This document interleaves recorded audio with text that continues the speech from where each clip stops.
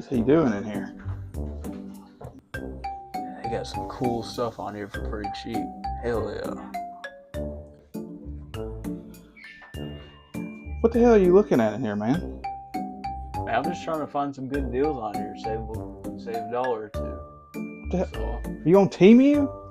yeah, Temu. Heard there's some good deals on here. You're gonna get an EOTech from Temu. Yeah, $74. Oh, and it's got a magnifier. Yep. Come on, bro. Go Man, ahead. this is cheap. You can't beat these prices. $74.69 for an EOTech with a magnifier. Dude, you know that's not real, right? I mean, Oh, yeah, it's good enough? yeah, I think it's good enough. Oh my God. What do you think people on Reddit are gonna say about that?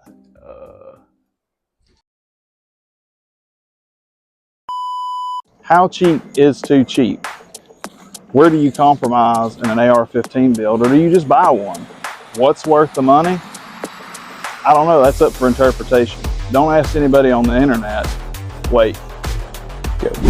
So when you start to build an AR from scratch, you don't have to worry about all the parts that you will have to eventually take off. You want to modify it or change it to how you like it later on down the road. You can start from scratch, get the different grips, optics, different mag pull accessories, stuff like that, instead of buying something and wasting your money and having to take it off eventually down the road. Here at Eleanor Armory, we're a home-based business, so we build a lot of AR-15s for different types of clients, from high-end stuff to cheaper budget builds. Just like Brett was saying, when you build something yourself, you get to do it the way you want to. It's 2025, not everybody has a huge budget, and if you do, that's great. You can get stuff like this, like Geisley, and accessorize your stuff. But at the end of the day, everybody has a budget, whether that's 500, 1,000, 1,500, or 2,000, or maybe it's something you work on over time. There's nothing wrong with starting with like a Palmetto State Armory rifle, or even like a Ruger or Diamondback. I mean, there's tons of brands out there. We use parts from across the industry for our stuff. All right, so if you do decide to build an AR from scratch, like we were talking about earlier, one of the good advantages is you don't have to buy one and then take the mil-spec trigger out, because no one wants an 8-pound mil-spec trigger. And you can upgrade later on down the road if you decide to do that. But if you start from scratch, you can go ahead and custom order a Rise armament. It's one of the most common, I would say, now, and they're super cool. You can get a flat-faced trigger like that instead of the curve. It feels more natural to some people. I definitely recommend the flat-faced trigger. It's a lighter pull. It's around 3 pounds to 3.5. Of course, you can get all kinds of different pulls for them. But if you did start scratch, you wouldn't have to take out a mil-spec trigger like you would if you bought, a Palmetto State, already a complete Palmetto State AR. Just like he's saying with triggers, when you buy a factory rifle, depending on the price range of it, it could come with nicer stuff, polished triggers, nickel boron triggers. You need to know what you actually want. Is this an entry-level gun, or is this something where you've already had 10 or 15 ARs in the past and you're looking for that one rifle that you're never going to get rid of in your life? Things to think about too is like barrels and bolt carrier groups, some of the most important parts of the AR-15 and for cycling and reliability. You've got different bolt carrier groups, like nickel boron bolt carrier groups. You've got phosphate bolt carrier groups, which are some of the cheapest. And then your most common probably is nitride, along with several others. And all those coatings have to do with friction. Another thing too with the barrel, back during we built several rifles personally, and we had problems getting certain barrels. Everybody remembers how bad that was during that time. Something to think about with your barrel is what kind of ammo are you going to be shooting in it? Are you going to be shooting higher grain stuff like 75 grain, 77, more match rounds? Or are you going to be shooting something just like 55 grain just to go out with your buddies and mag dump into a bunch of trash?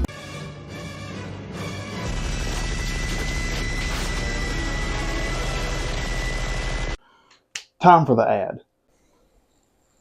Go on the website, Eleanor Armory, and check out Infinity Target. Super cool. You just shoot it, spray paint over it, and you're ready to go. You let it dry for just a couple seconds, and it's ready to go. The hit markers are really big. Check them out on the website. Give us a follow on YouTube, Facebook, Instagram, and also check them out. They do really awesome stuff. Back to the video. Something else to think about too is there's so many parts on the market. Are you looking for something that's more modern, or are you looking for something that's more retro, say? The retro stuff's really popular right now. You can check out our video here where we do a Gordon clone rifle. But one of the things to think about, like this gun is a slick side. It doesn't have a forward assist. It still has a dust cover, right? You can substitute all these features to your liking. And then of course the customization, which we're not even gonna get into that, about actual parts with, you know, etchings and stuff on them or whatever, Cerakote, colors. This rifle's been just spray painted a pattern, and it's held up really well. It's not Cerakote, but this is a rifle that we plan on keeping for a long time. And then you have furniture. You go from, you know, your grips, your pistol grip, to your forend grip.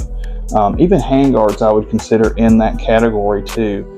M-LOK's probably the king of the game, thanks to you know, the industry. Picatinny's kind of making a comeback, like your quad rails and stuff like that. But Keymod is basically dead. I'm sure there's a couple Keymod people out there. If you're out there, drop a comment below why you like Keymod. Butt stops, there's so many on the market. We could make a 2-hour long video talking about just the ones that we know. Flashlights, another big one. This has an O-light on it, and that's okay. O-light's a good light. It gets the job done for what we want it for. Would I necessarily trust it if I was fixing to go to war in Ukraine? I mean, probably not, maybe not, but it's done me just fine. Every bump in the night, when I've grabbed this rifle and turned it on, it's worked. In professional work, it's worked every time. For several years, I've had one light on a gun and it worked, you know, perfectly in real life situations. So, you know, Streamlight, Surefire, O-Light, Mod Light. I mean, there's tons of names in the game. You have to figure out what works for you and what fits your budget. But I would say that the gold standard right now for the tactical-minded folks is pressure pad on top and mounted to the side for clearance. And then you get into IR lasers, IR lights that you can mount if you have night vision. Cha-ching. Yeah, so we haven't done a lot of stuff with night vision. That's just something we're now starting to get into. So you have to figure out, you know, what is the gun's purpose? I feel like is a very good point to start at. What are you going to use this for? Is this something you're throwing on your four-wheeler when you go out to your hunting property? Is it something you're propping up in the corner of your bedroom? Is it something that you plan to use when the Russians invade? You know, when you're protecting Burger Town, Modern Warfare 2 style. You need to figure out what your use case is. Is it home defense? Is it something you want a little bit lighter weight parts for you know, your wife or something like that, or girlfriend, or maybe you aren't you know, strong enough, or you know, to carry around a 16-inch, or you don't want to, and that's okay too. The 16-inch platform is probably the most predominant because of its history. You got to figure out what works for you. We're going to send it back to Brett. All right, so on the next topic, AR, customizing and parts, optics. One of the, I would say, very important, one of the most important parts on the AR, you want a quality optic. So this one has a EOTech on it, super good, super reliable. They've been around for a while, they're well known. Now they're a little bit more on the price end, but they have super cool features, very good to run with night vision. Always good to have some backup flip up sights on your rifle in case you do have a malfunction with whatever optic you're running.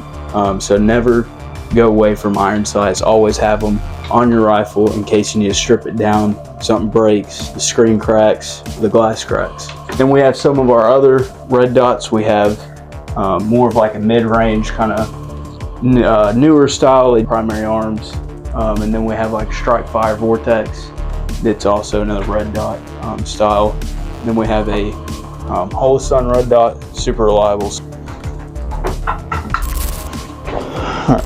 So on the conversation of optics, you need to know what your use case is going to be, and don't substitute for cheap products. I try to stay in the mid-tier range to high-end range. It depends on what you want. Like, I don't know about you, but I feel like Holosun's a good enough brand for most civilian activities, and maybe even more too if you want to trust it. But don't get caught up in brand names. Brand names can mean good quality, and don't get us wrong. Like when you talk about lower receivers and upper receivers, like machining is very important.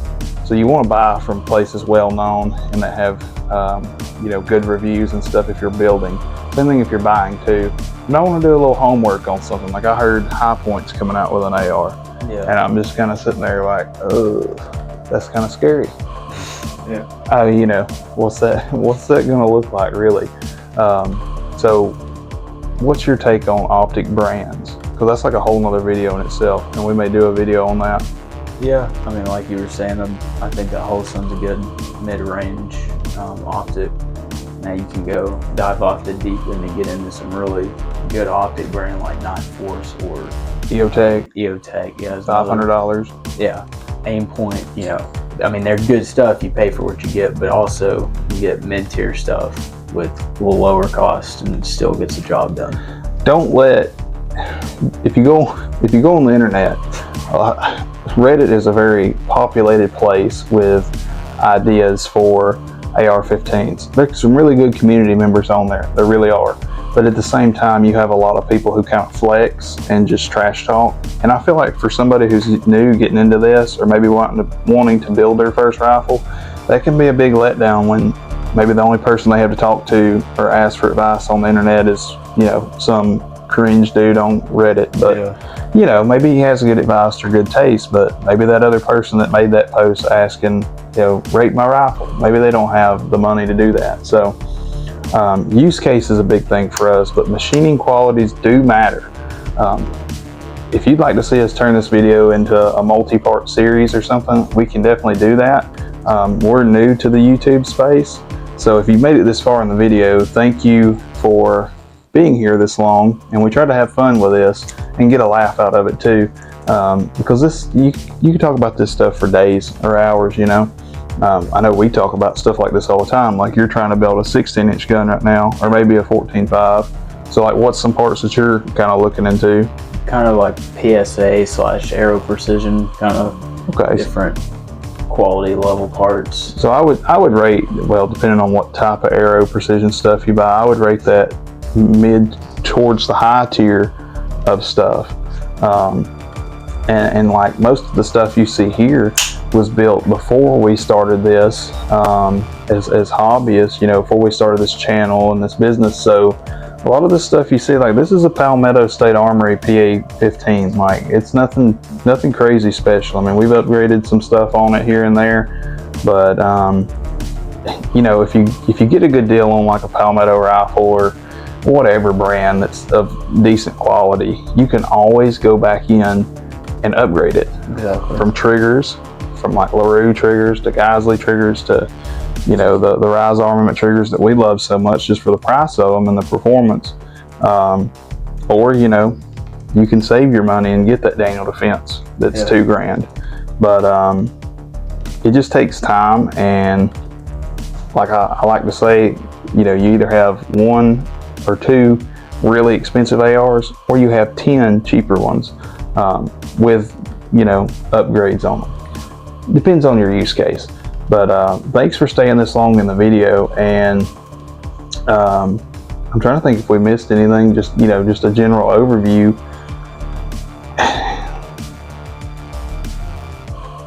It really depends on what you're into and your skill level. Building an AR-15 for the first time, if you have a general knowledge, can be a really good doorway into firearms and even firearms technology and starting your own businesses related to firearms. It can be a gateway drug. That's the only way I can put it. It's a gateway drug. So make sure your kids are fed, and you have gas in your vehicle and your bills are paid before you get too far off into this, because it can go deep, but it's super fun. And the AR-15 is the MacGyver tool of the Second Amendment, because you can do so many things with it. You can get into competition shooting, you can hunt with it, you can do home defense with it, and you know, for when the darker days come, clearly that's probably one of the biggest things for the AR-15, or you know, guys who have used this in law enforcement or military stuff, you know, come back home and start building their own stuff. Some of you out there may know more about AR-15s than we do. This is just scratching the surface for you know, a YouTube video to keep it kind of short and lighthearted. So just some things that we think about when we build a gun. You know, what kind of life expectancy are we going to get out of this gun? How much are we going to shoot it? How much do we actually shoot, period? So it's a very deep conversation, and we may do some more stuff like this. This has been pretty fun to think about and talk about. So yeah, thanks for watching, and you got anything else? Nope. We'll catch you guys later. See ya.